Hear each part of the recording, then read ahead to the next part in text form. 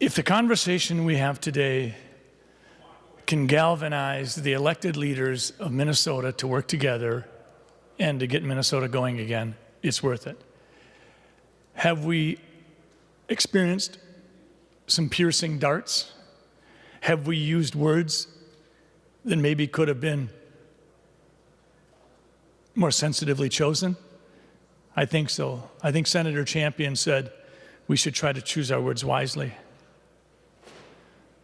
2 or 3 weeks ago, when Senator Klein put a commentary in the Strib, closing his document with the words, "beyond irresponsible," referring to a position I held, that was piercing. Senator Klein and I have worked together for 4 years. I'm proud of a lot of the work we've done together.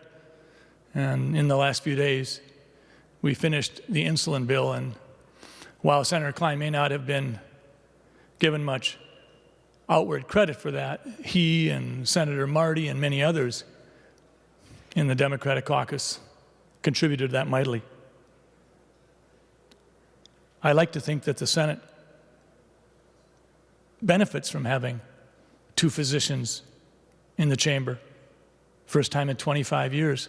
Senator Klein and I have chuckled about that. 1 Democrat, 1 Republican, 1 hospitalist, 1 family doc. Senator Klein speaks passionately. I appreciate that. I see the world differently than he does. I just got off the phone checking with Minnesota Hospital Association, multiple administrators around the state. We have in this state 1,000 ICU beds. Currently, 100 of them are being used. We have capacity. We have almost 1,500 ventilators in Minnesota. Currently, we're using about 100 of them. We are starting to learn that the use of ventilators, which we were thinking was a good thing 4 weeks ago, needs to be reconsidered, because just jacking up the pressure inside the lungs doesn't necessarily get people better. The fact of the matter is we've doubled the death rate on ventilator use over the last 4 weeks than what we used to do. We used to expect 1 out of 3 people that got on a vent would be dead and not be able to get off. Now we expect 2 out of 3 to be dead and not be able to get off. So if for 1 minute we don't think that at the end of this, and there is going to be an end to this, we're going to have ventilators unpacked sitting on the pallet. We have the capacity to handle right now, this state, what's going to come down the pike. Senator Gazelka said last night on a radio program, TV program, using the governor's numbers, using the Minnesota model, if we stay with what we're doing, a stay at home for everybody, we will peak in July requiring approximately 3,000 beds at our peak and having somewhere around 20,000 deaths, I believe. I could have some of those numbers wrong. But what's important is that if we pivot and we say we are going to continue to protect and have a stay-at-home recommendation for self-quarantining for that vulnerable group of people that are over the age of 70 with multiple comorbidities, not much changes. The number of deaths stays approximately the same. The number of hospital beds required at the surge stays the same. We push the peak back 1 month. Well, that might sound good, but you know what? We're ready for the surge right now. Because right now what we're doing is we're forgetting about mind, body, and soul. We're just focusing on the body. But there's people out there dying of suicides, and there's people out there engaging in more physical and emotional abuse than we've had before. So the fact of the matter is, we need to think about those numbers and those people who are not showing up on that nifty dashboard that we look at every day.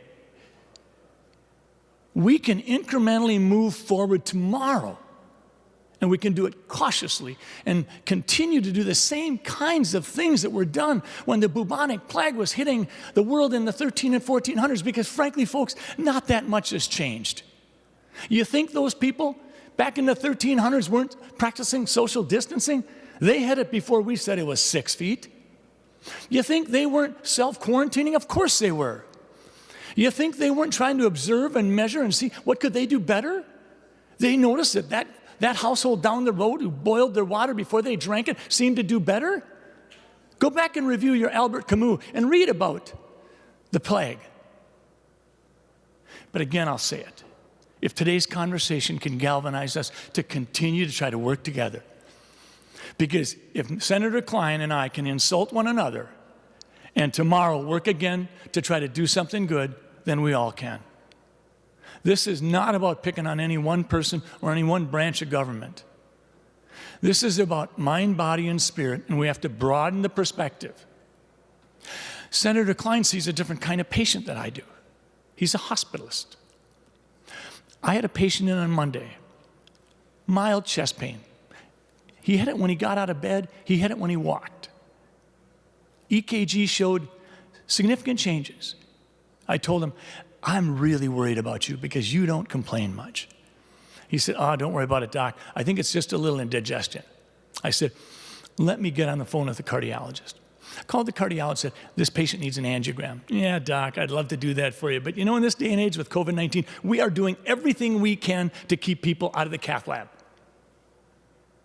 So I said, so you're not going to do an angiogram? No, he said, we'll do a different test. So we did an intermediary test that does put the patient's life at risk. Thankfully, the patient survived the test. Unfortunately for the patient, he has more than 95% blockage in 3 different vessels. So he's going to have his chest cracked open. And thankfully, he's alive to have the procedure done. But the fact of the matter is, this COVID thing has cast a spell. I have women waiting to have their breast lump cut out because someone's considering it elective. Now, I know that's not Governor Walz that's considering it elective, but it bleeds out onto the way we do things. We are not doing the things we normally do. Nobody wants to cross the line. We all want to do the right thing. So please, let's do what the doctor does. Let's get a second opinion. Let's make sure that when we hear what we hear, we try to get outside that echo chamber. I don't know if it happens to Dr. Klein, but it happens to me. There are times where I just miss something important. And if I can get another set of eyes, another set of hands, and check that belly out differently, they get the diagnosis right and I had it wrong. But a second opinion means a second opinion. We got to step away from the people that are just echoing our own thoughts. Because if all I do is go to the nurse and say, boy, didn't you think this, didn't you think that? That's not a second opinion, that's groupthink. So Senator Klein, your words today were provoking, but it provoked us outside of groupthink, so thank you. And for context's sake, I just want to say one thing. The CDC came out and said there will probably be about 60,000 cases of flu this year that end in death. 60,000 deaths this year in this country. Hospitalizations, we may well have 750,000 hospitalizations this year from flu. We will have more than 50 million Americans have flu this year. And you know what? We didn't shut the country down.